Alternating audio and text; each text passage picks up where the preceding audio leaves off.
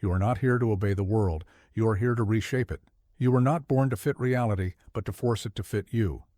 Most men accept what they see, but you, if you dare, can bend it, twist it, command it. I conquered not because I was chosen, but because I chose. I saw the world not as it is, but as it could be, and then I made it so. In this message, I'll show you how to train your vision, impose your will, and make the world move at your command. Subscribe to our channel if you're ready to master your mind, and tell us, where are you watching from? Listen to me carefully. The world is not fixed. It is not permanent. It is not unchangeable. Every mountain can be moved. Every river can be diverted. Every empire can be built or destroyed. The only question is whether you have the will to be the one who does it. You were born with a fire inside you. Most people spend their entire lives trying to put it out. They call it being realistic. They call it being practical. They call it being responsible. I call it being dead while still breathing. When I was a boy on Corsica, everyone told me what I could not do. A small island boy could not command armies. A foreigner could not rule France. A commoner could not become an emperor. They were wrong about every single thing, not because the world changed, but because I refused to accept their version of reality. Here's what most people don't understand about power. It's not given to you by birth. It's not handed to you by luck. It's not bestowed by others. Power is taken. It's claimed. It's seized by those who refuse to bow to what already exists. Every morning you wake up, you face a choice. You can accept the world as it is, or you can decide to make it what it should be. Most people choose acceptance. They choose safety. They choose to be small. And then they wonder why their lives feel small. But you, if you're listening to this message, you're different. You feel that restlessness, that hunger, that voice inside that whispers, there must be more than this. That voice is not your enemy. That voice is your destiny calling. I stood on the fields of Austerlitz facing the combined armies of Europe. 80,000 men wanted me dead. The odds were impossible. My generals begged me to retreat. My advisors counseled caution, but I saw something they couldn't see. I saw victory before it existed, and because I saw it, I made it real. This is the secret they don't teach you in schools. Reality is not what happens to you. Reality is what you make happen. Every great achievement in history began with someone who refused to accept the world as it was.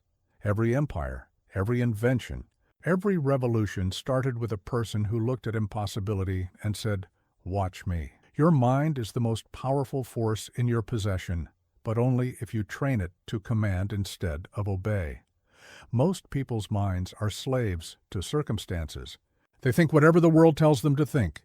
They feel whatever their situation makes them feel. They believe whatever society programs them to believe. You must reverse this. You must make your mind the master and your circumstances the slave. When the world says no, you say yes. When reality says impossible, you say inevitable. When others see obstacles, you see opportunities wearing masks. But let me ask you this. Right now in your life, what are you accepting that you should be commanding?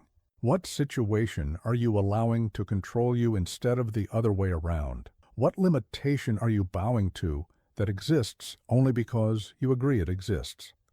The moment you stop accepting and start commanding, everything changes. Not because the world suddenly becomes cooperative, but because you become the kind of person who doesn't need the world's permission to win. You already have what it takes. Now go prove it. Before I conquered Europe, I conquered it in my mind. Before I wore the crown, I saw myself wearing it. Before I commanded armies, I commanded my imagination.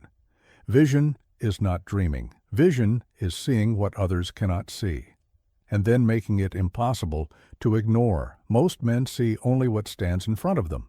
They look at a hill and see an obstacle. They look at an enemy and see defeat. They look at their circumstances and see limitations. This is why most men live and die without leaving a mark on the world.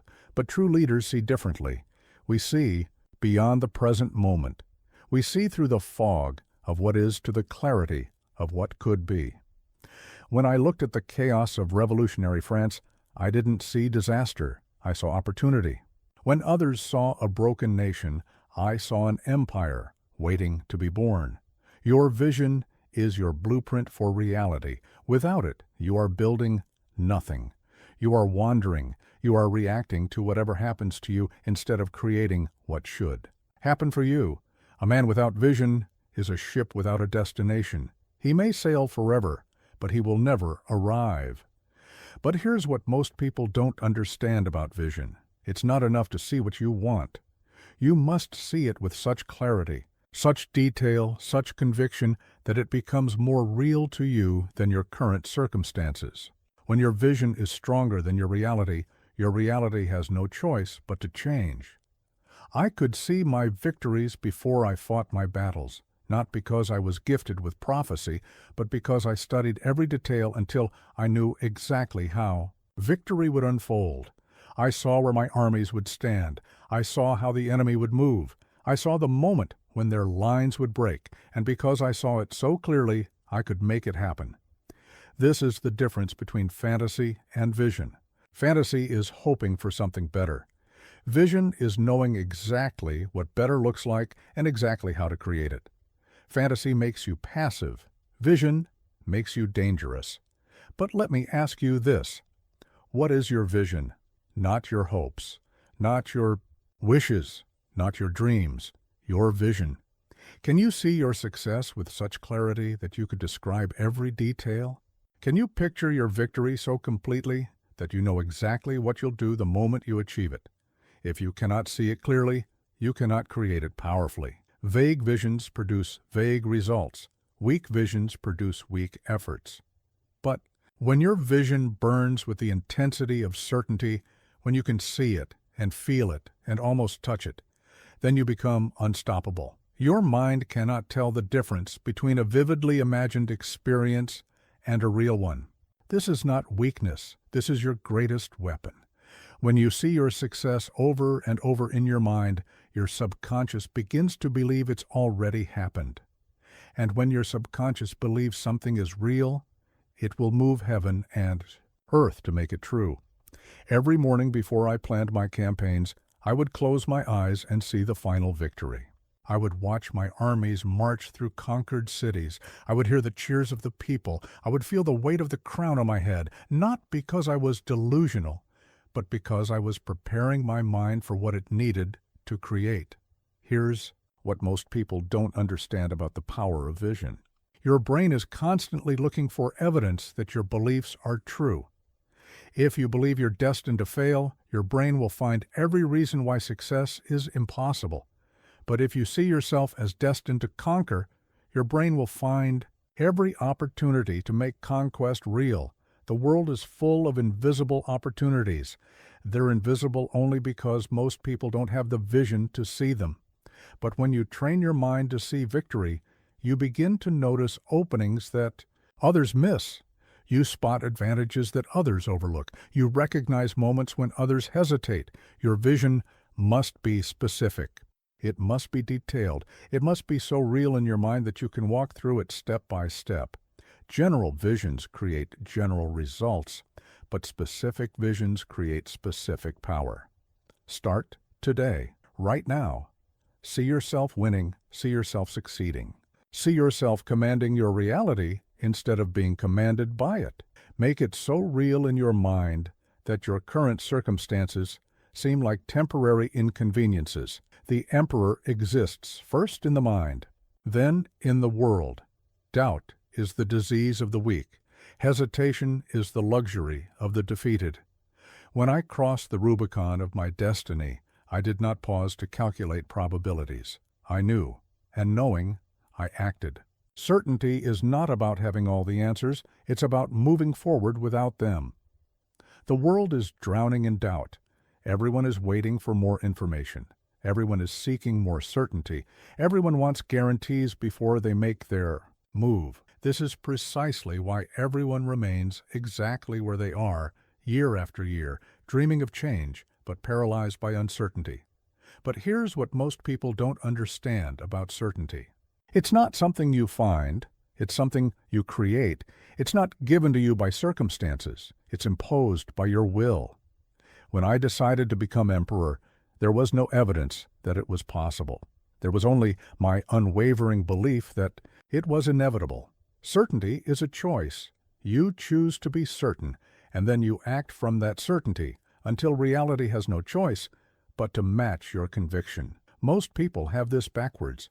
They wait for reality to give them reasons to be certain. They want proof before they believe. They want evidence before they commit. This is the thinking of slaves, not emperors. When I stood before my troops on the eve of battle, they didn't follow me because victory was guaranteed. They followed me because I was certain of victory. My certainty became their strength. My conviction became their courage. My unwavering belief became their unshakable faith. People can sense doubt from a mile away. They can smell hesitation like fear. They can feel uncertainty like weakness. But they can also sense certainty. And when they encounter true certainty, they either submit to it or flee from it. There is no middle ground. Your certainty must be deeper than your circumstances. It must be stronger than your obstacles. It must be more powerful than your setbacks. When everything around you suggests failure, your certainty must remain unbroken.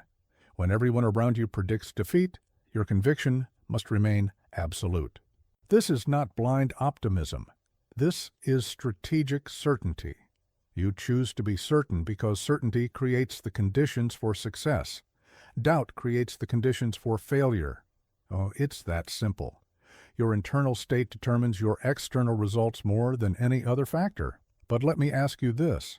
In your life right now, where are you choosing doubt over certainty? Where are you waiting for permission instead of declaring your intention? Where are you seeking guarantees instead of creating conviction? Every moment you spend in doubt is a moment stolen from your destiny. Every second you hesitate is a second given to your competitors. Every day you wait for more certainty is a day that certainty becomes more distant. The market rewards the certain. The battlefield crowns the convinced. The world bows to those who refuse to bow to uncertainty. While others debate, you decide. While others consider, you commit. While others calculate, you conquer. Here's what most people don't understand about decision-making. The quality of your decisions matters less than the speed of your execution. A good decision executed immediately beats a perfect decision delayed indefinitely. Movement creates momentum. Momentum creates opportunities. Opportunities create empires. When faced with a choice, choose quickly and move powerfully. When confronted with uncertainty, create certainty through action. When presented with doubt, respond with conviction. The world doesn't wait for the hesitant. Fortune doesn't favor the careful. Victory doesn't belong to the cautious. Your certainty doesn't need to be rational. It needs to be real. You don't need to convince others of your conviction. You need to convince yourself. And once you are truly certain, once your belief is absolute, once your commitment is complete, the world will rearrange itself to accommodate your vision. I was certain I would rule France before I had any power in France. I was certain I would conquer Europe before I commanded a single regiment. I was certain I would change history before history had any reason to notice me. My certainty came first. My power followed. This is the path of the conqueror. See it. Believe it. Become it. Then watch the world bend to match your unshakable conviction. Certainty is not the absence of doubt. Certainty is the refusal to be controlled by doubt. Speed is power. Timing is everything. But most people confuse waiting for the right moment with creating the right moment. I did not wait for France to be ready for an emperor. I made France ready by becoming one. The world does not prepare opportunities for you. You seize opportunities and prepare the world to accept them. While my enemies planned, I struck. While they debated, I decided. While they prepared for tomorrow's perfect conditions, I dominated today's imperfect ones. This is why I conquered Europe while they conquered nothing. Speed defeats strength. Action defeats analysis. Movement defeats Meditation. The world belongs to those who move first and think later. Not because thinking is unimportant, but because thinking without action is worthless. Every moment you spend preparing is a moment your competition spends gaining ground. Every day you delay is a day your opportunity grows weaker. There is no perfect moment. There is no ideal time. There is no flawless opportunity. These are illusions created by minds that are afraid to act. The perfect moment is the moment you decide to stop waiting for the perfect moment. The ideal time is right now. The flawless opportunity is the one in front of you. But here's what most people don't understand about timing. You don't wait for the right time. You make any time the right time through the force of your action. When I attacked at Austerlitz, every military expert said it was too early. The conditions weren't perfect. My forces weren't fully prepared. The timing wasn't ideal. They were right about everything except the outcome. Your speed intimidates your competition. Your immediate action paralyzes their planning. Your refusal to wait forces them to react instead of act.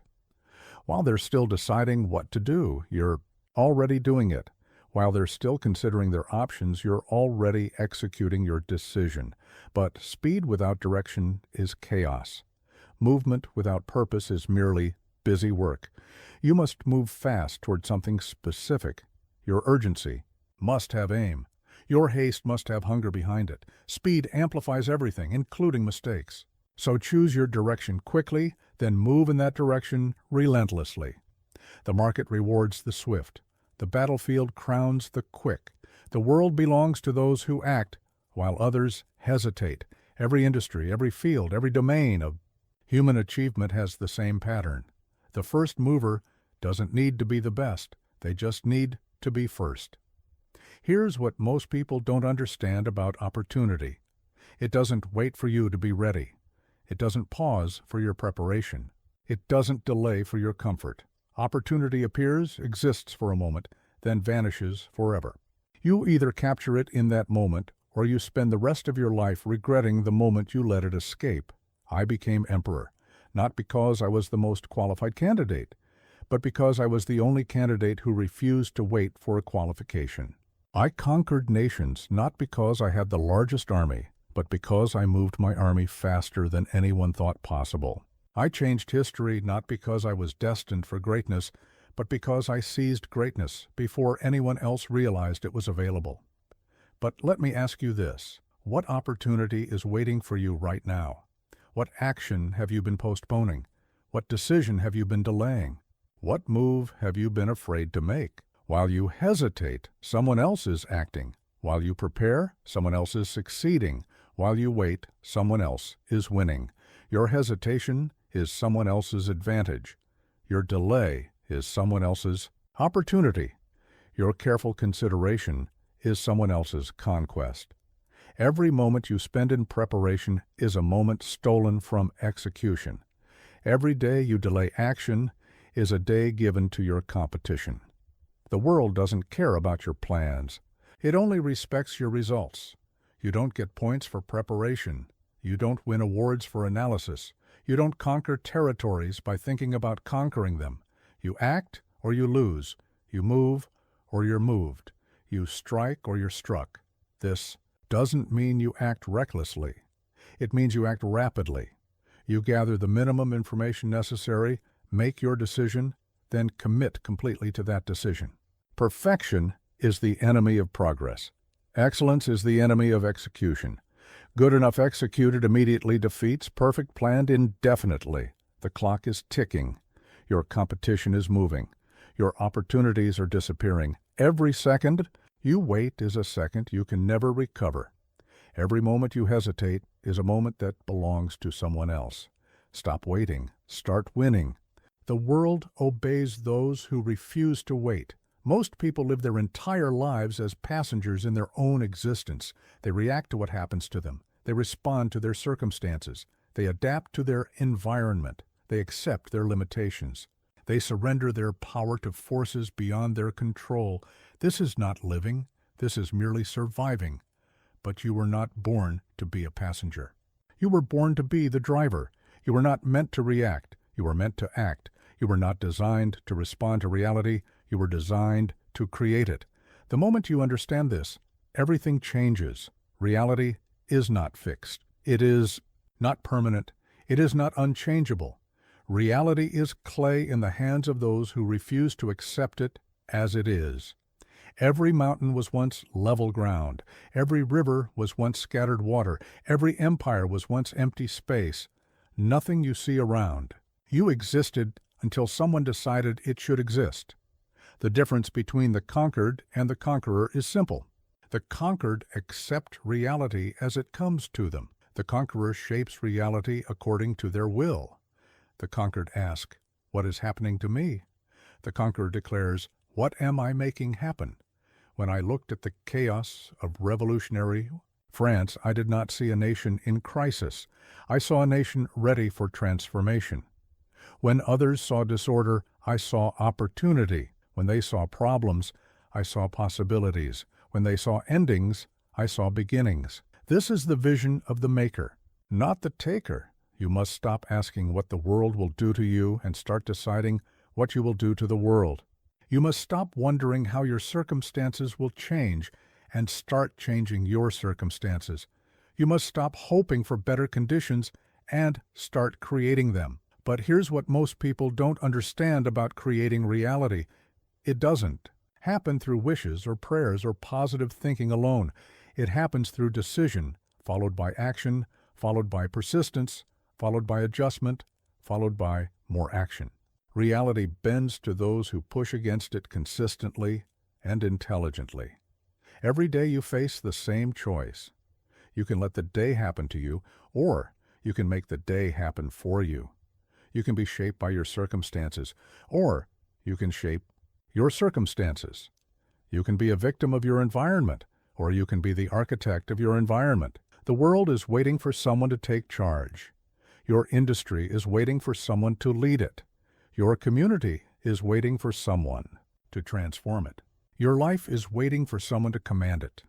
That someone could be you if you decide it should be you. But let me ask you this. In your life right now, where are you being passive when you should be active? Where are you accepting when you should be creating? Where are you reacting when you should be initiating? Where are you following when you should be leading? Your power lies not in adapting to what exists, but in creating what should exist.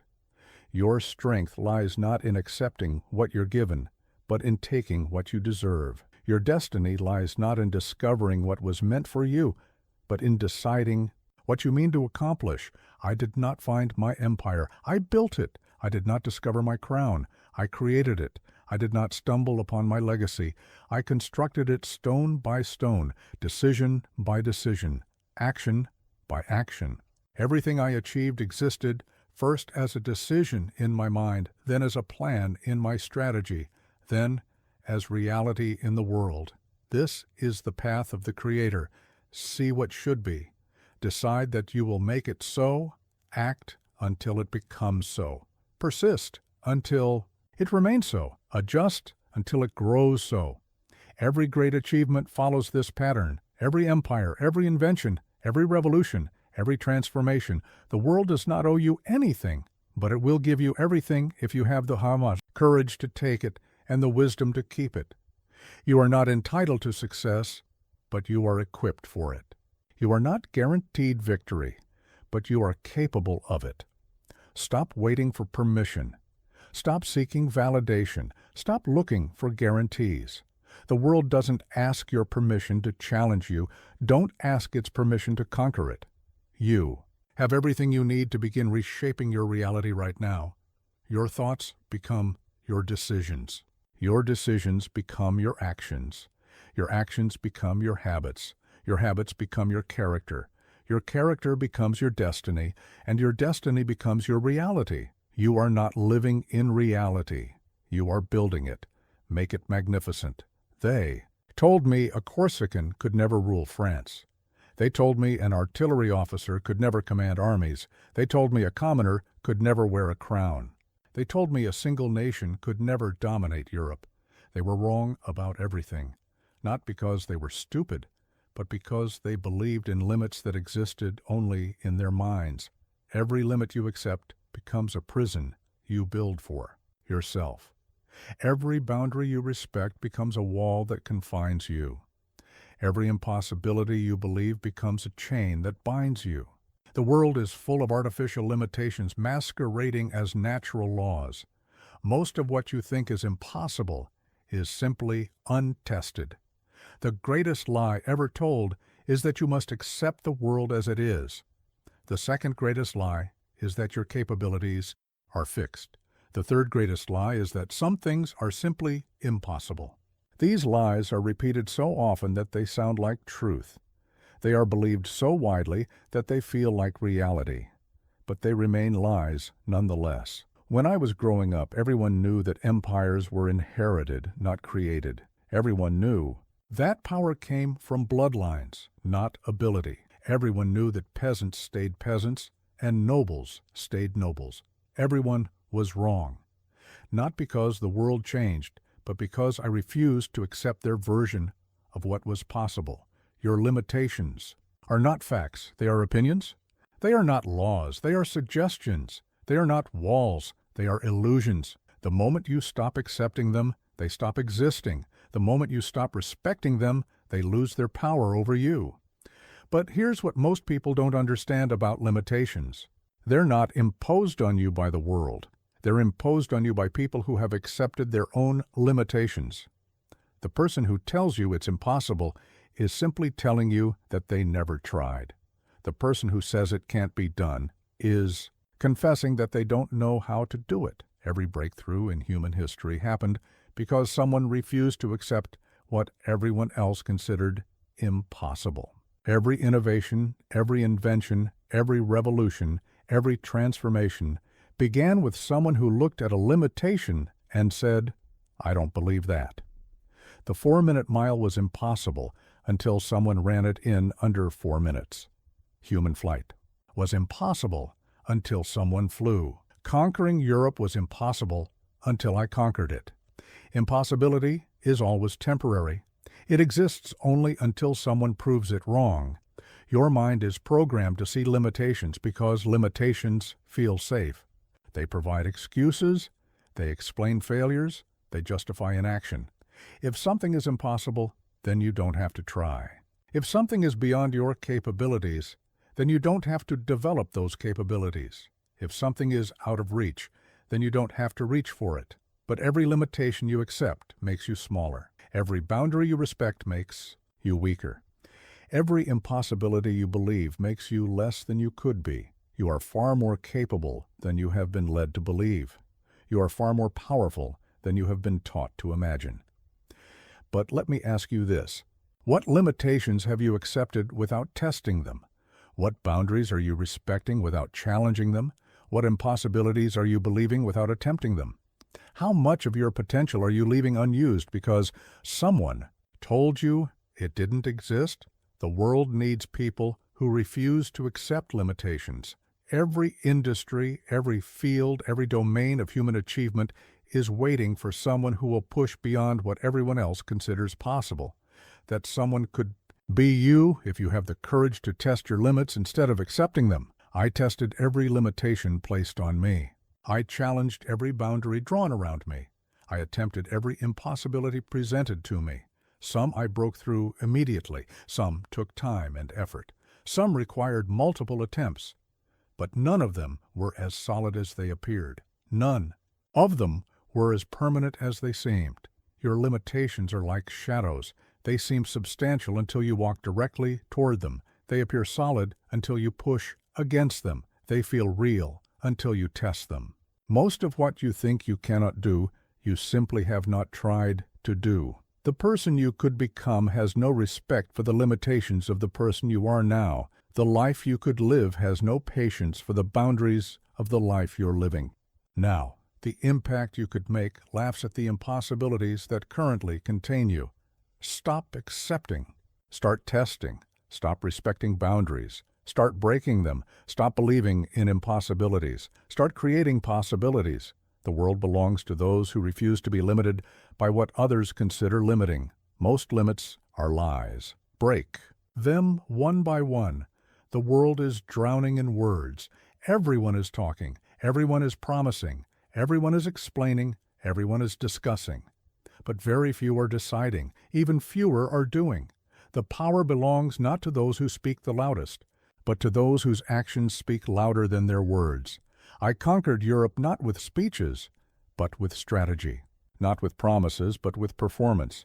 Not with explanations, but with execution. My enemies could debate circles around me in the salons of Paris, but on the battlefield my silence was more powerful than their eloquence. Your will is your capacity to choose and then act on that choice regardless of circumstances. Your words are merely the announcement of your intentions. The world doesn't care about your intentions, it only respects your results. You don't bend reality by talking about it. You bend it by deciding what you want and then making it happen. Most people have this backwards. They think that talking about their goals makes them more likely to achieve them. They believe that discussing their plans makes them more real. They imagine that explaining their vision makes it more powerful. The opposite is true. Every moment you spend talking about what you're going to do is a moment stolen from actually doing it. But here's what most people don't understand about the relationship between will and words. Strong will requires few words. Weak will requires many words. The person who is certain of their path doesn't need to convince others of its validity. The person who is committed to their goal doesn't need to explain why it's worthwhile. When I decided to cross the Alps, I didn't convene a committee to discuss it. I didn't hold meetings to debate it. I didn't seek consensus to approve it. I decided, and then I did it. The decision was made in silence. The execution spoke volumes. The result ended the conversation. Your will is like a blade. The more you use it, the sharper it becomes. The more you exercise it, the stronger it grows. Every time you choose to act instead of talk, you strengthen your capacity to command reality. Every time you decide without debate, you develop your power to shape circumstances. But every time you talk instead of act, you dull your will. Every time you explain instead of execute, you weaken your capacity to command. Every time you discuss instead of decide, you surrender power to those who prefer action to analysis. The market doesn't reward the articulate, it rewards the effective. The battlefield doesn't crown the eloquent, it crowns the victorious. The world doesn't bow to the verbose, it bows to the decisive. You don't need permission to act, you don't need approval to decide. You don't need consensus to conquer. But let me ask you this. How much time do you spend talking about what you're going to do versus actually doing it? How much energy do you invest in explaining your plans versus executing them? How much power do you give away by seeking approval for decisions you should make alone? Your will is your most private possession and your most public demonstration. It's private because the decision happens in the silence of your own mind. It's public because the results happen in full view of the world. You choose in secret. You execute in the open. You decide in darkness. You deliver in daylight. The world is full of people who can talk about greatness. It's desperately short of people who can create it. Everyone can discuss success. Very few can produce it. Everyone can explain what should be done. Almost no one actually does it. Your words should be promises you make to yourself. Your actions should be the fulfillment of those promises. The gap between what you say and what you do is the measure of your character. The smaller the gap, the stronger your will. The larger the gap, the weaker your command of reality. I made few promises, but I kept them all. I spoke few words about my intentions, but I fulfilled them all. I explained little about my plans, but I executed them all. This is why men followed me into battle. This is why nations submitted to my rule. This is why history remembers my name. Your will is developed through practice, not discussion. It's strengthened through decisions, not debates. It's sharpened through action, not analysis. Every time you choose to act when you could talk, you become more powerful. Every time you decide when others debate, you become more dangerous. The world needs people whose will is stronger than their words. It needs people who can decide quickly and act powerfully. It needs people who make promises with their actions and keep them with their results. Stop talking. Start doing. Your will must be sharper than your words. Authority is not given. It is taken. It is not granted by position. It is earned through action. It is not bestowed by title. It is claimed through results. The world does not care about your credentials. It only respects your performance. You don't command respect by demanding it. You command it by demonstrating that you deserve it. When I first took command of the Army of Italy, my soldiers had never heard of me. They had no reason to follow me. They had no evidence that I could lead them to victory. My authority existed only on paper. It meant nothing until I proved it meant everything. I didn't try to convince them with speeches. I didn't attempt to impress them with credentials. I didn't seek to persuade them with promises. I simply led them to victory after victory after victory until following me became the only logical choice. My authority came not from my rank, but from my results. This is the only kind of authority that matters. The authority of action, the authority of achievement, the authority of getting things done when others can only talk about getting things done. The world is full of people with impressive titles and empty results. The world is desperately short of people with modest titles and magnificent results. Your actions are your credentials. Your results are your references. Your achievements are your authority. Everything else is just paperwork. The person who can deliver results doesn't need permission to lead. The person who can solve problems doesn't need approval to act. The person who can create value doesn't need validation to proceed. But here's what most people don't understand about authority. It's not something you have. It's something you exercise. It's not something you possess. It's something you demonstrate. You don't have authority until you use it. You don't possess power until you apply it. You don't command respect until you earn it. Every time you act decisively, you increase your authority. Every time you deliver results, you strengthen your power. Every time you solve problems that others cannot solve, you expand your influence. Authority grows through use, not through conservation. Power increases through application, not through accumulation. The market gives authority to those who can move it. The battlefield gives command to those who can win it.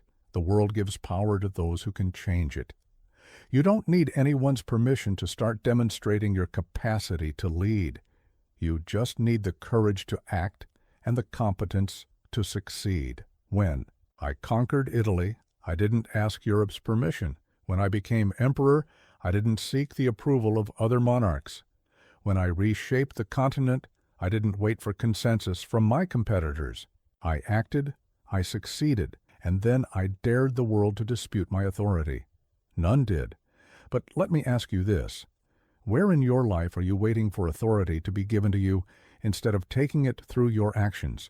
Where are you seeking permissions when you should be demonstrating competence? Where are you asking for recognition when you should be creating results? Your authority is waiting for you to claim it. It's not hidden in some distant future when you'll be ready. It's not locked away until you get the right credentials. It's not reserved for when you have the perfect qualifications. Your authority exists right now in this moment, ready to be exercised through your next action. The world is full of problems waiting for someone to solve them. Every industry has challenges that need addressing. Every community has issues that need resolving. Every organization has obstacles that need removing. The person who steps forward and solves these problems automatically gains the authority to solve bigger problems. Authority compounds. Small actions create small authority. Consistent actions create growing authority. Significant actions create significant authority. Transformational actions create lasting authority. Every result you deliver makes the next result easier to achieve. Every problem you solve makes people more likely to bring you bigger problems. But authority unused is authority lost. Power not exercised is power surrendered. Influence not applied is influence wasted. The world gives authority to those who use it and takes it away from those who hoard it. You must act on your authority or lose it to someone who will. The person who can make things happen doesn't need to ask if they're allowed to make things happen. The person who can create results doesn't need to seek permission to create results. The person who can lead doesn't need to wait for someone to appoint them leader. I gained authority by taking it one action at a time. I expanded power by using it one decision at a time. I commanded respect by earning it one result at a time. This is the only path to real authority. Everything else is just pretense. Your next action is your next opportunity to demonstrate authority. Your next decision is your next chance to exercise power. Your next result is your next step toward commanding the respect you deserve. The world doesn't need more people with authority.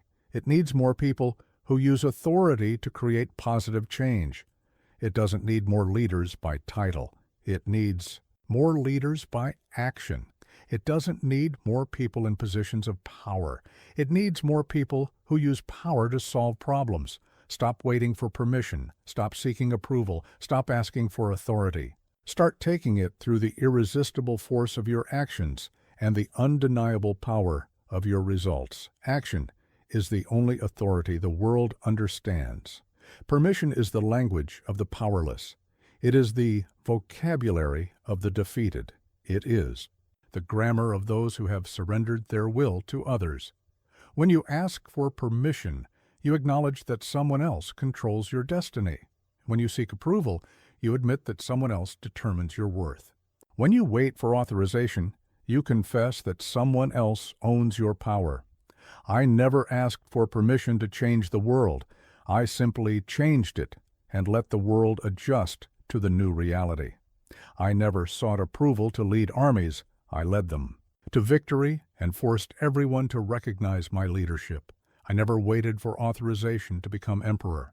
I became emperor and dared anyone to dispute my authority. Permission is a luxury you cannot afford if you intend to achieve anything significant. It is a comfort you must abandon if you plan to create anything important. It is a safety net you must remove if you want to reach anything valuable. The most important things you will ever do will be done without permission, without approval, without authorization. Here's what most people don't understand about permission.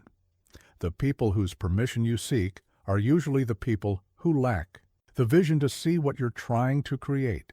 They are the guardians of the status quo. They are the protectors of the existing order. They are the defenders of what is against what could be. When you ask for permission, you are asking people who are satisfied with mediocrity to approve your pursuit of excellence. You are asking people who have accepted limitations to endorse your attempt to break through them. You are asking people who have surrendered their dreams to support your refusal to surrender yours. The world's greatest achievements were accomplished by people who acted without permission. Every revolution, every innovation, every breakthrough, every transformation happened because someone decided to move forward without waiting for the world's approval. Columbus didn't have permission to discover America. The Wright brothers didn't have permission to fly. Edison didn't have permission to light the world. But let me ask you this. What are you not doing because you're waiting for someone's permission? What opportunities are you missing because you're seeking someone's approval? What dreams are you postponing because you're looking for someone's authorization? Your power lies in your ability to act independently. Your strength lies in your capacity to move without consensus. Your authority lies in your willingness to lead without followers. The moment you stop asking for permission is the moment you start taking control of your destiny. Permission is an illusion created by people who want to control your actions. It is a barrier erected by those who benefit from your inaction. It is a gate guarded by those who profit from your hesitation. Most of the permission you think you need doesn't actually exist. Most of the approval you're seeking isn't actually required. The market doesn't ask for permission to reward value creators. It simply rewards them. The battlefield doesn't ask for permission to crown victors. It simply crowns them. The world doesn't ask for permission to submit to superior force. It simply submits. You don't need permission to start a business. You need customers. You don't need permission to lead people. You need results. You don't need permission to change your life. You need action. You don't need permission to pursue your dreams. You need courage. When I decided to conquer Europe, no one gave me permission. When I chose to crown myself emperor, no one granted me authorization. When I determined to reshape the continent, no one provided me approval. I simply decided what needed to be done and then did it. Permission followed power. Approval followed achievement. Authorization followed authority. This is the natural order of things. You act first, then the world adjusts. You move first, then others follow.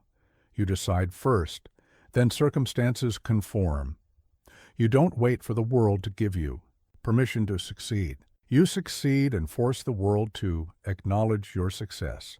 The person you could become is waiting for you to stop asking for permission to become them.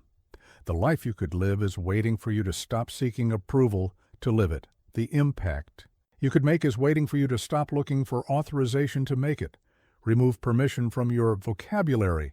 Replace it with action. Delete approval from your thinking. Replace it with achievement. Eliminate authorization from your planning. Replace it with execution. You already have all the permission you need. You gave it to yourself the moment you decided you wanted something better than what you have. Every obstacle you face is nothing more than someone else's will imposing itself on your path. Every barrier you encounter is simply another person's decision to block your progress. Every resistance you meet is just someone else's refusal to cooperate with your vision. The question is not whether obstacles exist. The question is whether your will is stronger than theirs. When I faced the combined armies of Europe at Austerlitz, I was not confronting geography or weather or mathematics. I was confronting the collective will of emperors and generals who believed they could stop me. Their obstacle was their certainty of my defeat. My weapon was my certainty of their mistake. In the end, the stronger will prevail, as it always does. Most people see obstacles as permanent features of reality. They look at a mountain and see an immovable object. They encounter resistance and see an unbreakable force. They face opposition and see an insurmountable challenge. This is the thinking of those who have never tested their will against the world. But every obstacle is temporary. Every barrier is breakable. Every resistance is conquerable. Not because the laws of physics are suggestions, but because most obstacles are not physical at all. They are psychological. They are not built from stone and steel. They are built from doubt and fear and the unwillingness to pay the price of victory. Here's what most people don't understand about obstacles. They are not trying to stop you. They are trying to test you. They are not permanent barriers. They are temporary trials. They are not evidence that you should quit. They are proof that you are moving towards something valuable enough to be defended. If your path has no obstacles, you are probably not going anywhere important. If your journey encounters no resistance, you are probably not pursuing anything significant. If your quest faces no opposition, you are probably not attempting anything valuable. Obstacles appear when you are moving towards something worth having. The strength of the obstacle reveals the value of the destination. Easy goals create easy obstacles. Significant goals create significant obstacles. Extraordinary goals create extraordinary obstacles. The world doesn't waste strong resistance on weak ambitions. It reserves its greatest challenges for its greatest prizes. When I encountered obstacles, I didn't see problems to be avoided. I saw wills to be broken. I didn't see barriers to be respected. I saw resistances to be overwhelmed. I didn't see permanent fixtures to be accepted. I saw temporary challenges to be conquered. But let me ask you this. What obstacles are you treating as permanent when they are actually temporary? What resistances are you respecting when you should be overwhelming them? What barriers are you avoiding when you should be breaking through them? Your will is not just your capacity to want something. It is your capacity to do whatever is necessary to get it. It is your ability to persist when persistence is painful. It is your power to continue when continuation seems impossible. It is your strength to endure when endurance seems unbearable. Most obstacles dissolve under sustained pressure. Most barriers crumble under consistent force. Most resistances collapse under relentless will.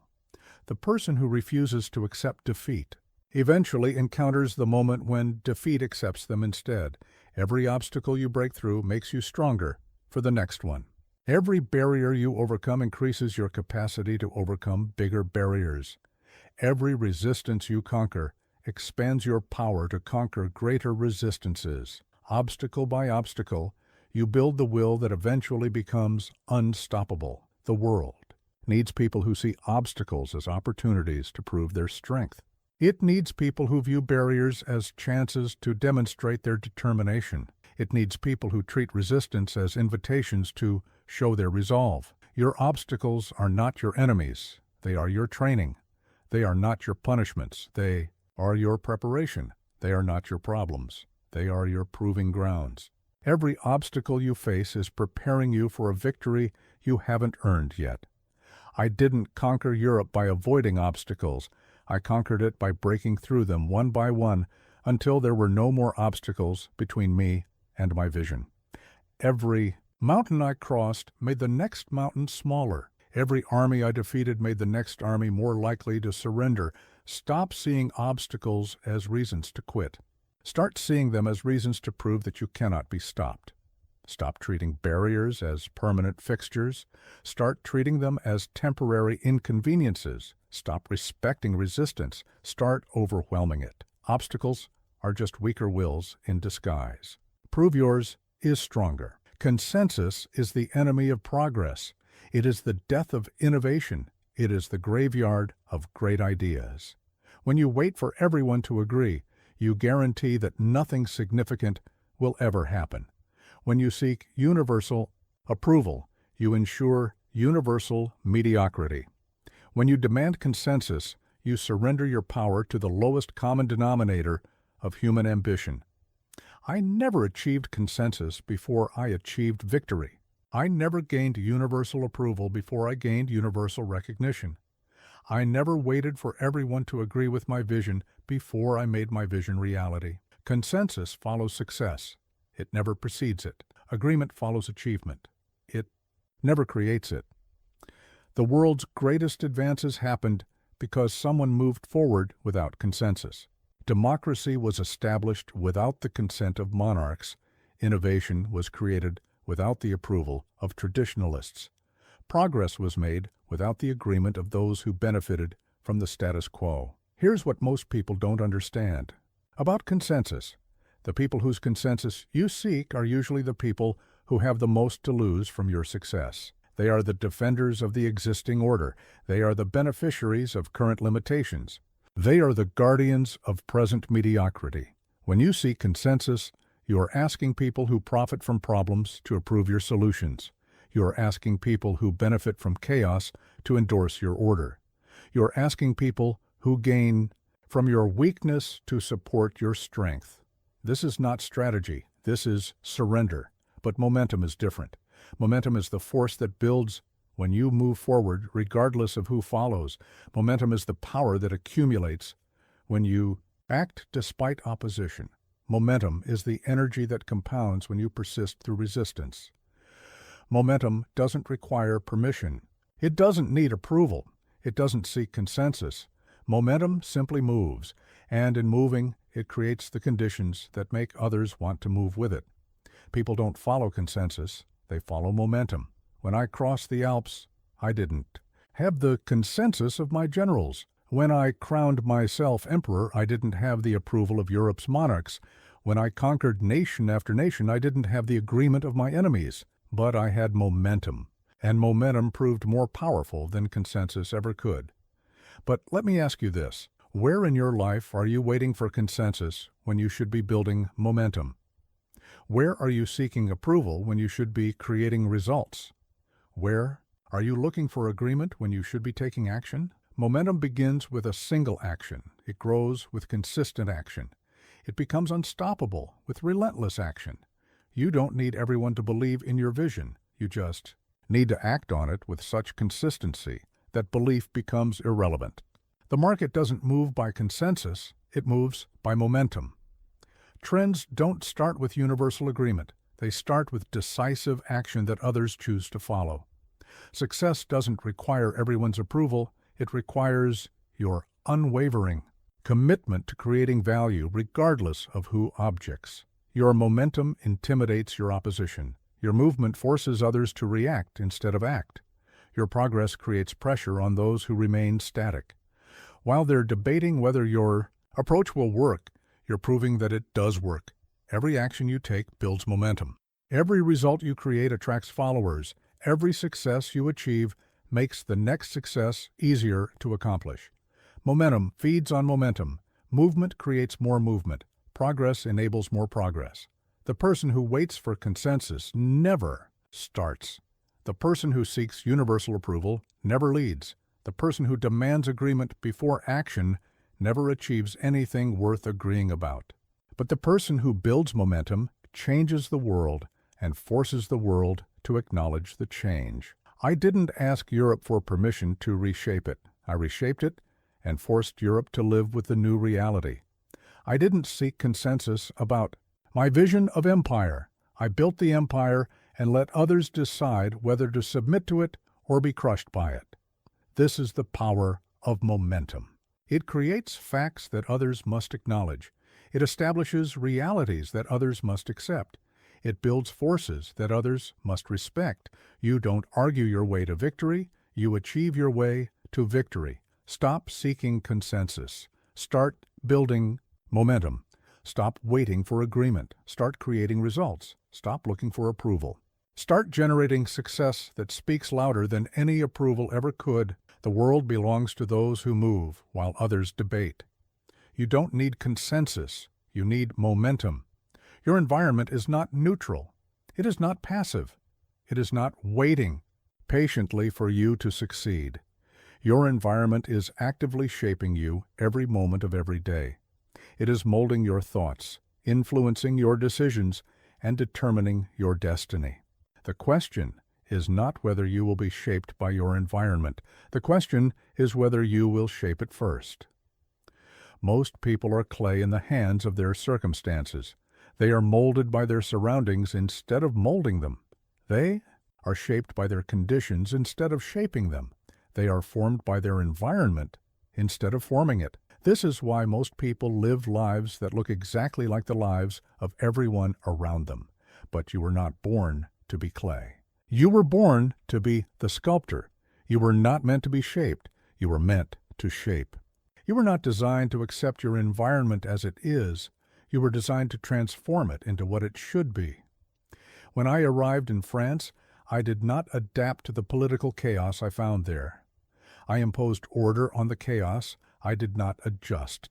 To the military weakness I encountered, I transformed it into strength. I did not accept the social disorder that surrounded me. I replaced it with a system that served my vision of what France could become.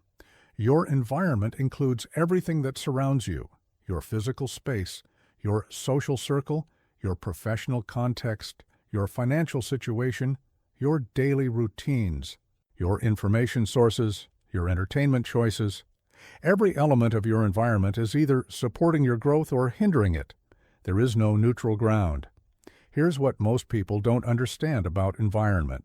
It's not something that happens to you. It's something you create. You choose where to live. You choose who to spend time with. You choose what to focus on. You choose what to consume. You choose what to expose yourself to. Every choice you make shapes the environment that shapes you. If your environment is not supporting your goals, change your environment. If your social circle is not encouraging your growth, change your social circle. If your physical space is not inspiring your excellence, change your physical space. If your daily routine is not building your strength, change your daily routine. But let me ask you this: what elements of your environment are working against your success? What influences are pulling you toward mediocrity instead of pushing you toward excellence? What aspects of your surroundings are making you smaller instead of helping you grow larger? Your environment is not fixed.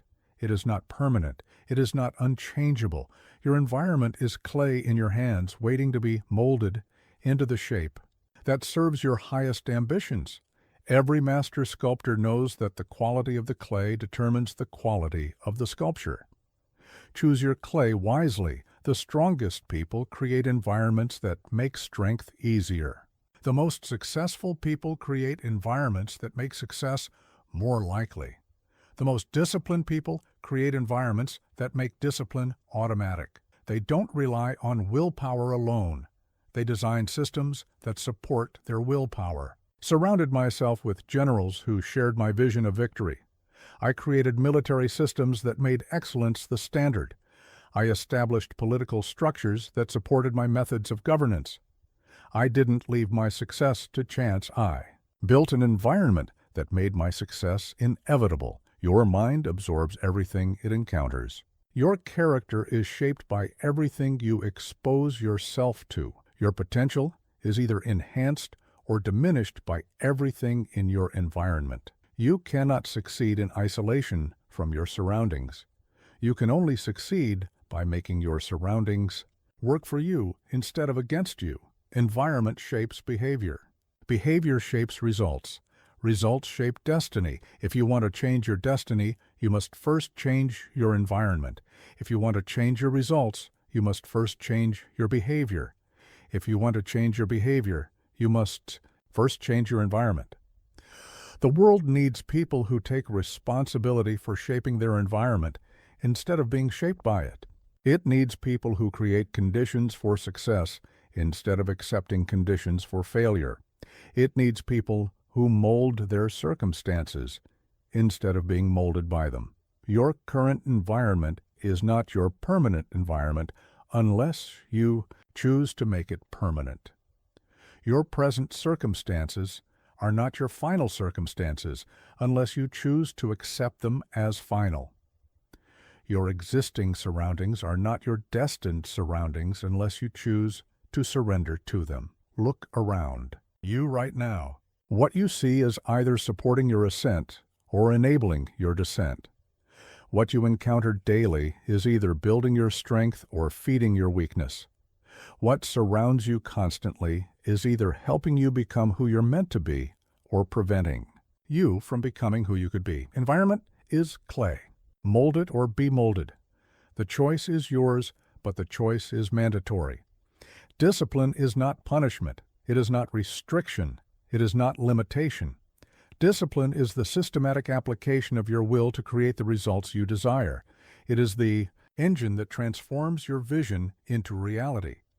It is the force that bridges the gap between what you want and what you have. Without discipline, you are merely dreaming. With discipline, you become unstoppable. Most people misunderstand discipline completely.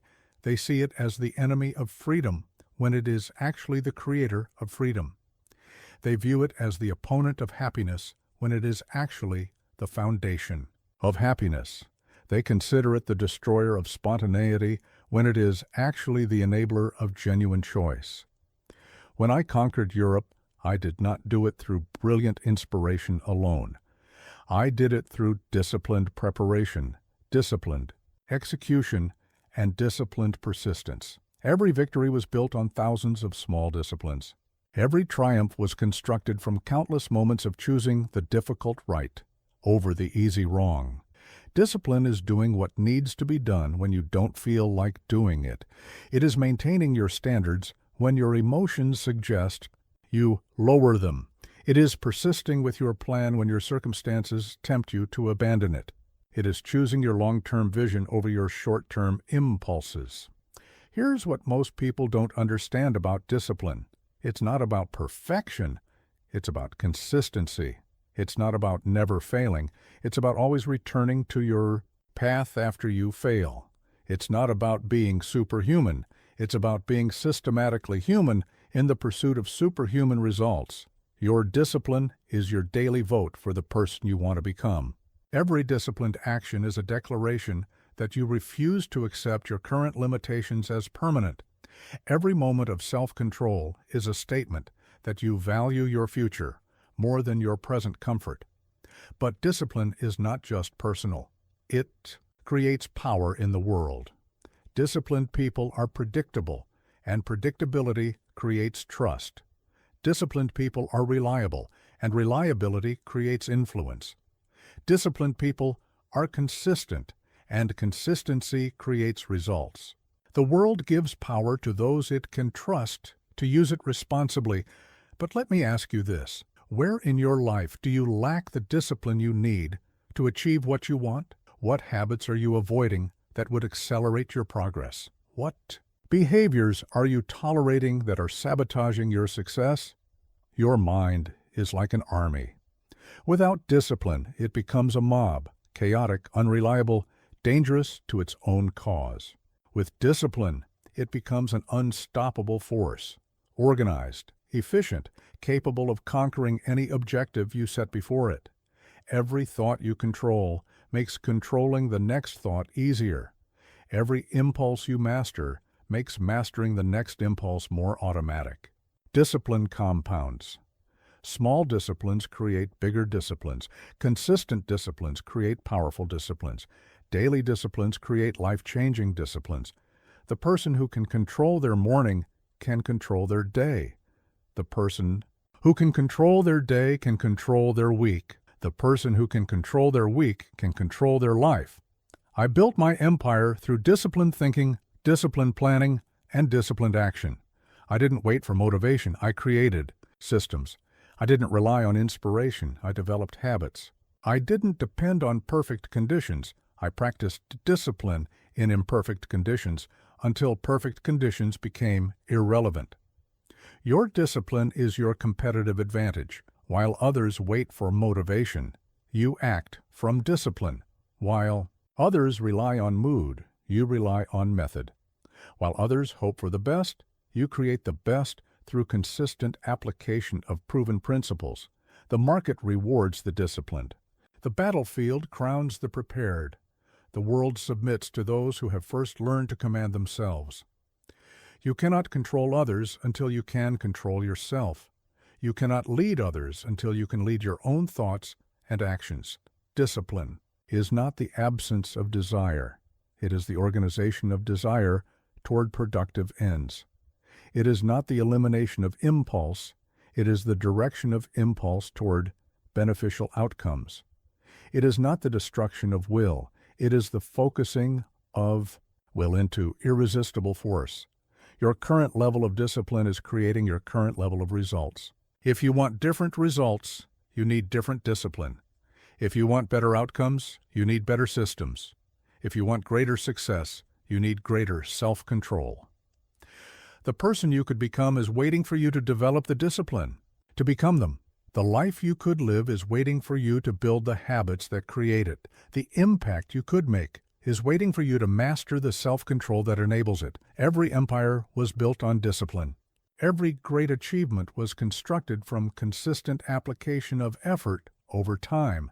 Every transformation happened because someone chose to do what needed to be done when it needed to be done, regardless of how they felt about doing it. Discipline is the engine of reality control. Start it today and drive toward the destiny you deserve. Leadership is not appointed, it is recognized. It is not granted by position, it is earned through strength. It is not bestowed by title, it is claimed through unwavering will. The world does not follow committees or consensus or careful deliberation. The world follows strength. It follows certainty. It follows those who refuse to be moved. When men followed me into battle, they did not follow my rank or my uniform or my credentials. They followed my unshakable conviction that we would win. They followed my absolute refusal to accept defeat. They followed my complete certainty that our cause was righteous and our victory inevitable. They followed strength, not weakness. People can sense weakness from miles away. They can smell doubt like fear. They can feel hesitation like uncertainty. They can detect indecision like incompetence. And when they sense weakness in a leader, they either abandon that leader or become weak themselves. Weakness spreads like disease. Strength spreads like fire. Your will is your leadership credential. Your conviction is your authority. Your certainty is your power to command others. You don't lead by asking people what they want to do.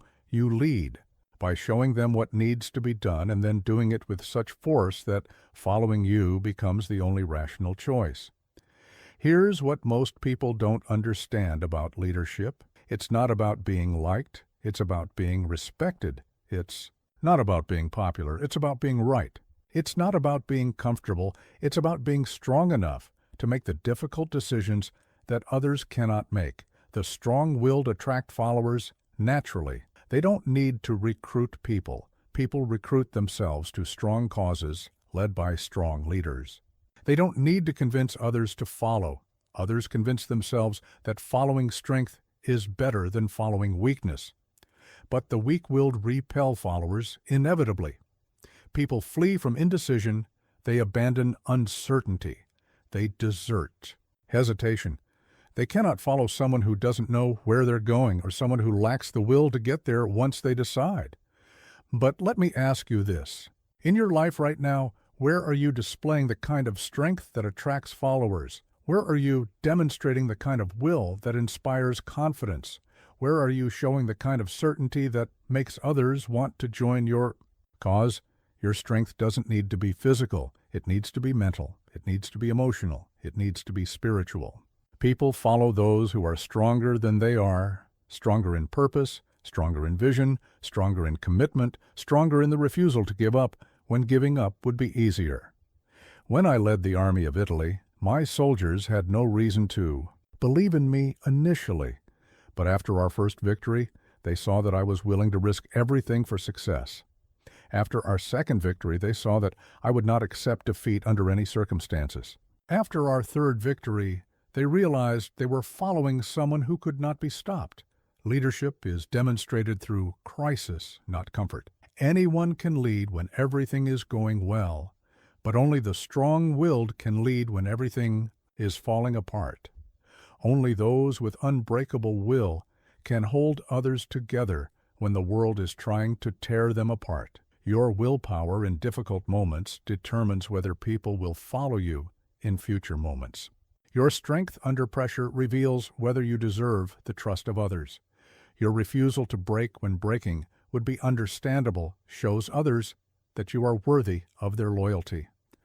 The world needs leaders who are stronger than their circumstances. It needs people who refuse to be defeated by temporary setbacks. It needs individuals who maintain their vision when everyone else has lost theirs. It needs those who stand firm when everyone else is falling down. But strength without direction is chaos. Will without wisdom is destruction. Power without purpose is tyranny. Your strength must serve something greater than yourself. Your will must be directed toward outcomes that benefit more than just you. Your power must be applied to purposes that justify its use. I used my strength to build an empire, but I built that empire to spread the ideals of the revolution. I exercised my will to conquer nations, but I conquered them to establish justice and order. I applied my power to reshape Europe, but I reshaped it to create a better world for those who would come after me. People don't follow strength for its own sake. They follow strength in service of something they believe in. They don't submit to will simply because it's strong. They submit to will that serves purposes they can respect. They don't obey power just because it exists. They obey power that uses its strength to create positive change. Your strength must be visible. Your will must be obvious. Your certainty must be undeniable. You cannot lead from hiding. You cannot command from safety. You cannot inspire from comfort. Leadership requires exposure, risk, and the courage to be seen standing strong when others prefer to hide. No one follows the weak-willed, but everyone respects strength in service of worthy goals. Make your will unbreakable, and make your goals worthy of that unbreakable will. The world does not care why you failed. It only respects that you succeeded. The market does not reward good intentions. It rewards good results. History does not remember explanations. It remembers achievements. You will be judged not by the obstacles you faced, but by the outcomes you created despite those obstacles. Excuses are the language of the defeated. They are the vocabulary of those who have surrendered their power to circumstances. They are the grammar of people who have chosen to be victims instead of victors. When you speak in excuses, you announce to the world that you are not in control of your destiny, but outcomes are the language of the powerful. They are the vocabulary of those who refuse to accept defeat. They are the grammar of people who take responsibility for their results, regardless of their circumstances. When you speak in outcomes, you declare to the world that you are the master of your fate. I did not conquer Europe by explaining why conquest was difficult. I conquered it by making conquest happen. I did not become emperor by listing the obstacles to imperial power. I became emperor by seizing imperial power despite every obstacle. I did not change history by describing why change was challenging. I changed history by creating change through relentless action. Here's what most people don't understand about the difference between excuses and outcomes. Excuses focus on why something didn't happen. Outcomes focus on making something happen. Excuses look backward at problems. Outcomes look forward to solutions. Excuses explain failure. Outcomes create success. Your reputation is built on outcomes, not explanations. Your credibility comes from results, not reasons. Your authority derives from achievements, not apologies. The person who consistently delivers outcomes gains the trust to tackle bigger challenges. The person who consistently offers excuses loses the opportunity to attempt anything significant. But let me ask you this. When you speak about your life, your goals, your progress, do you speak in outcomes or excuses? Do you focus on what you've achieved or what prevented you from achieving? Do you emphasize your results or your reasons for lacking results? Every excuse you accept makes the next excuse easier to accept. Every reason you give for failure makes failure more likely in the future. Every explanation you offer for poor performance makes poor performance more acceptable. Excuses compound into patterns of defeat, but every outcome you create makes the next outcome easier to create. Every result you deliver makes delivering future results more likely. Every achievement you produce makes producing greater achievements more natural. Outcomes compound into patterns of victory. The person who speaks in outcomes trains their mind to think in solutions. The person who speaks in excuses trains their mind to think in problems. Your language shapes your thinking. Your thinking shapes your actions. Your actions shape your results. Your results shape your destiny. When I faced setbacks, I did not waste time explaining why they occurred. I immediately focused on what I would do to overcome them. When I encountered obstacles, I did not discuss why they were difficult. I concentrated on how I would break through them. When I met resistance, I did not analyze why it existed. I determined how I would defeat it. The world needs people who solve problems, not people who explain them. It needs people who create results, not people who justify their absence. It needs people who deliver outcomes, not people who offer reasons why outcomes are impossible. Your excuses may be valid, but they are also worthless. Your explanations may be accurate, but they are also powerless. Your reasons may be true, but they are also irrelevant. The world judges you by what you produce, not by what prevents you from producing. Successful people encounter the same obstacles as unsuccessful people. They face the same challenges, the same setbacks, the same difficulties. The difference is not in what happens to them. The difference is in how they respond to what happens to them. Unsuccessful people respond with excuses. Successful people respond with action. Unsuccessful people explain why they couldn't. Successful people figure out how they can. Unsuccessful people focus on problems. Successful people focus on solutions. Unsuccessful people speak the language of limitation. Successful people speak the language of possibility. Your words reveal your mindset. Your language exposes your level of personal responsibility. Your vocabulary demonstrates whether you see yourself as the cause of your results or the victim of your circumstances. Every word you speak either builds your power or surrenders it. When you speak in outcomes, You train yourself to think like a person who creates outcomes. When you focus on results, you develop the habits of a person who produces results. When you emphasize achievements, you build the character of a person who achieves. The market pays for outcomes, not explanations. Customers buy results, not reasons. Employers promote producers, not excuse makers. The world rewards those who deliver, not those who describe why delivery is difficult. Start today. Stop explaining why things didn't work. Start creating things that do work. Stop discussing problems. Start implementing solutions. Stop offering reasons for failure. Start producing evidence of success. Replace "I couldn't because" with "I will buy." Replace "It didn't work because" with "next time." I will. Replace "I failed because" with "I learned that." Replace "It's impossible because" with "I will make it possible by." Your outcomes are your credentials. Your results are your resume. Your achievements are your authority. Let them speak, louder than any excuse ever could. The world belongs to those who speak in outcomes. Make sure you're fluent in the language of success. You cannot win what you will not claim as yours. You cannot conquer what you will not declare your right to possess. You cannot achieve what you will not first assert belongs to you. Claiming is not arrogance. It is the necessary first step of all achievement. Without the claim, there is no conquest.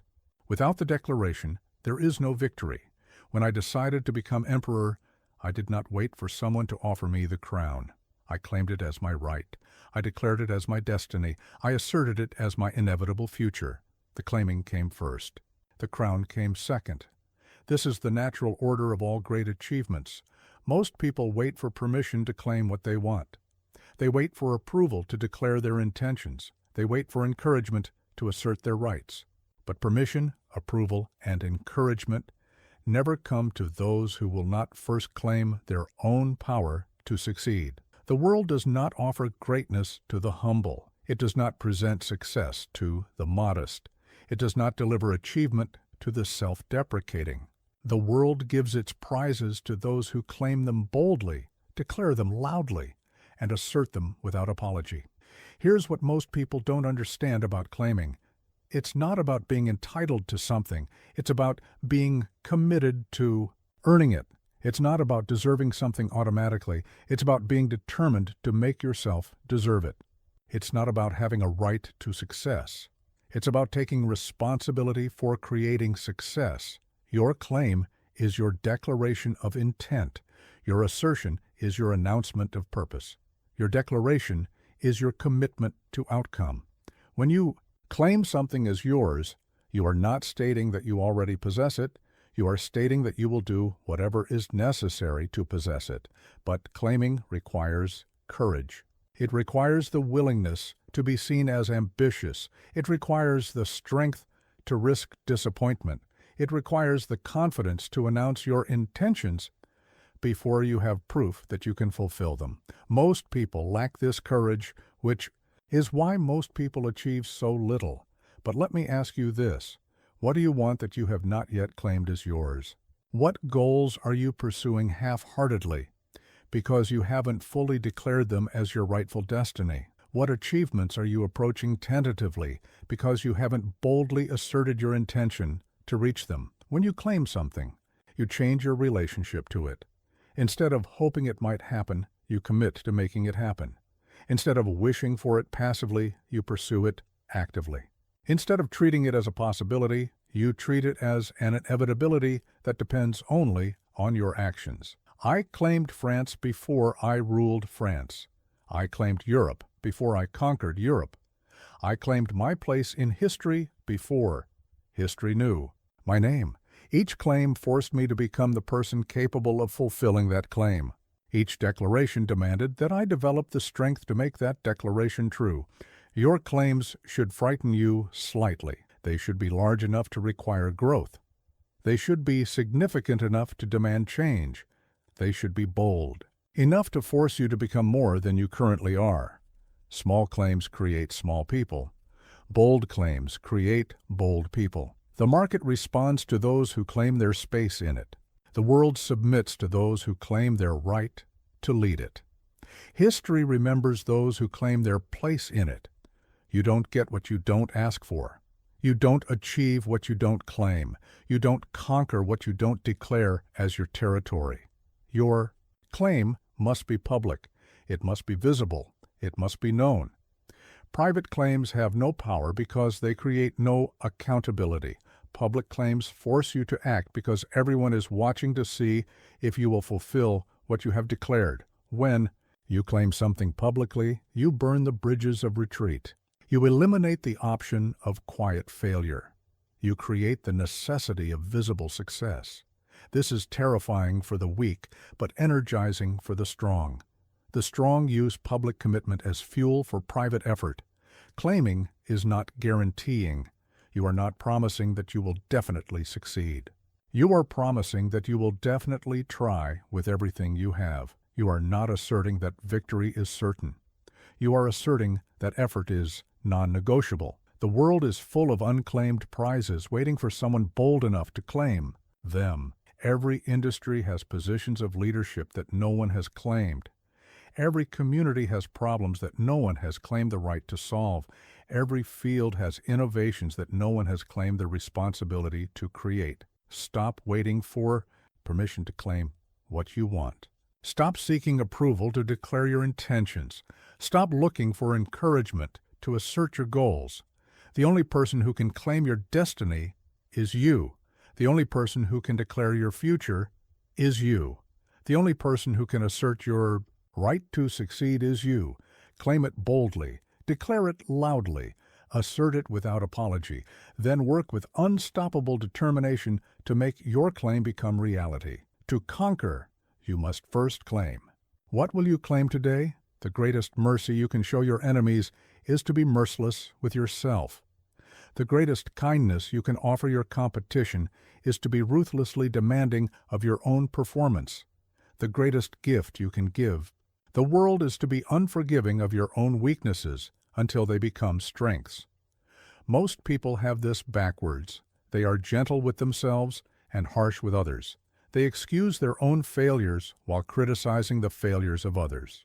They tolerate their own mediocrity while demanding excellence from everyone else. This is the path to personal weakness and universal frustration. But true strength comes from the opposite approach. Be ruthless with yourself so you can be generous with others.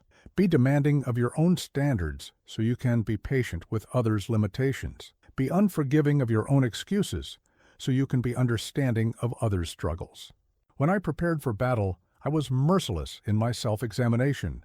I analyzed every weakness in my strategy. I questioned every assumption in my planning. I challenged every comfortable thought in my mind. I was my own harshest critic because I knew that the battlefield would be even harsher. Your greatest enemy is not external. It is internal. It is the voice that tells you to settle for less. It is the impulse that chooses comfort over growth. It is the habit that accepts mediocrity as acceptable. It is the pattern that repeats failure and calls it fate. This enemy requires ruthless opposition. Here's what most people don't understand about self-ruthlessness. It's not about self-hatred or self-punishment. It's about self-respect. You respect yourself enough to demand your best. You value your potential enough to refuse to waste it. You honor your capabilities enough to insist they be fully developed. The person who is ruthless with themselves becomes unstoppable in the world. They have already faced their toughest opponent, themselves, and won. They have already overcome their greatest obstacle, their own limitations, and triumphed. They have already conquered their most challenging enemy, their own weaknesses, and emerged victorious. But let me ask you this. Where in your life are you being too gentle with? Yourself? What standards are you allowing to slip? What excuses are you accepting that you should reject? What weaknesses are you tolerating that you should eliminate? Your self-ruthlessness must be systematic. You must examine every area of your life with the cold precision of a military strategist. Your habits, your thoughts, your use of time, your choice of associations, your methods of work, your patterns of rest. Everything must be evaluated for its contribution to your ultimate success. Where you find weakness, you must attack it immediately. Where you discover inefficiency, you must eliminate it completely. Where you identify mediocrity, you must replace it with excellence. You must be as relentless with your own limitations as you would be with an enemy's weaknesses. I was ruthless. With my own military education, studying every great campaign in history until I could execute their strategies in my sleep. I was merciless with my own physical conditioning, ensuring my body could endure the demands of constant warfare. I was unforgiving with my own mental preparation, training my mind to remain calm under the extreme pressure of life and death decisions. This ruthlessness with myself created advantages that no enemy could match. While they worried about external threats, I had already eliminated internal threats. While they struggled with self-doubt, I had conquered self-doubt through preparation. While they battled their own limitations, I had already transformed my limitations into strengths. The world needs people who are harder on themselves than life will ever be. It needs people who demand more from themselves than any boss ever could. It needs people who set higher standards for themselves than any critic ever would. It needs people who refuse to accept from themselves what they would never accept from others. Your ruthlessness with yourself creates mercy for others because you understand the difficulty of growth. You become patient with others' struggles because you know the pain of confronting your own weaknesses. You become generous with others' efforts because you know the cost of genuine improvement. But your self-mercy creates ruthlessness toward others because you begin to expect from others what you expect from yourself. You become impatient with others' excuses because you don't accept excuses from yourself. You become demanding of others' performance because you are demanding of your own performance. The strongest people are those who have been their own toughest trainers. The most successful people are those who have been their own harshest judges. The most accomplished people are those who have been their own most demanding coaches. Start today. Look at yourself with the same critical eye you would use to evaluate a competitor. Examine your performance with the same ruthless precision you would apply to a business strategy. Judge your efforts with the same unforgiving standards you would apply to any important outcome. Be ruthless with your weaknesses so they become strengths. Be merciless with your excuses so they become extinct. Be unforgiving with your mediocrity so it becomes excellence. Ruthlessness with yourself creates mercy in battle, because the battle becomes easy when you have already won the war within. This is the final truth that separates the conquered from the conqueror. You are not a passenger in reality. You are its architect. You are not a victim of circumstances. You are their creator. You are not subject to the world as it is. You are the author of the world as it becomes. Everything you see around you was once just an idea in someone's mind. Every building was once a thought. Every road was once a plan. Every institution was once a vision. Every system was once a dream. Nothing exists in reality that did not first exist in imagination, and nothing exists in imagination that cannot be made real through will and action. I did not find the world I wanted. I built it. I did not discover my destiny. I created it. I did not stumble upon my empire. I constructed it stone by stone, decision by decision, victory by victory. What you call my reality was nothing more than my vision, made manifest through relentless action. Most people believe they live in reality, but they actually live in someone else's construction of reality. They inhabit systems created by other minds. They follow rules established by other wills. They accept limitations imposed by other imaginations. They surrender their power to build reality to those who had the courage to build it first. But you were not born to live in someone else's reality. You were born to build your own. You were not meant to accept the world as others have made it. You were meant to reshape it according to your vision of what it should become. You are not here to fit into existing reality. You are here to create new reality. Here's what most people don't understand about reality construction. It happens whether you participate or not. If you don't build your reality, someone else will build it for you. If you don't create your circumstances, someone else will create them for you. If you don't design your life, someone else will design it for you. The question is not whether reality will be built. The question is, who will build it? Will you be the architect of your own existence, or will you live in structures designed by others for their benefit? Will you create the rules you live by, or will you follow rules created by others for their advantage? But let me ask you this. What reality are you currently accepting that you should be rebuilding? What circumstances are you enduring that you should be redesigning? What limitations are you living within that you should be tearing down? Your current reality is not permanent. It is not fixed. It is not unchangeable. Your current reality is simply the result of previous decisions, previous actions, previous constructions. Since it was built, it can be rebuilt. Since it was created, it can be recreated. Since it was designed, it can be redesigned. Every morning you wake up with the power to begin constructing a new reality. Every day you make choices that either reinforce your existing reality or begin building a better one. Every action you take either maintains the world as it is or moves it toward the world as it should be. I rebuilt France from the chaos of revolution. I reconstructed Europe from the disorder of war. I redesigned entire systems of law, education, and governance. What others saw as fixed reality, I saw as raw material for better reality. What others accepted as permanent, I treated as temporary. The tools of reality construction are simple but powerful. Vision shows you what to build. Decision commits you to building it. Action begins the construction. Persistence completes the construction. Adjustment perfects the construction. These tools are available to everyone, but used by very few. Most people lack the vision to see beyond current reality. They cannot imagine the world being different than it is, so they never attempt to make it different. Most people lack the decision to commit to construction. They prefer the safety of acceptance to the risk of creation. But some people, the people who change the world, understand that reality is under construction at all times. They know that every moment is an opportunity to build something better. They realize that every day is a chance to create improvements in their personal reality and the reality of others. Your thoughts are your blueprints.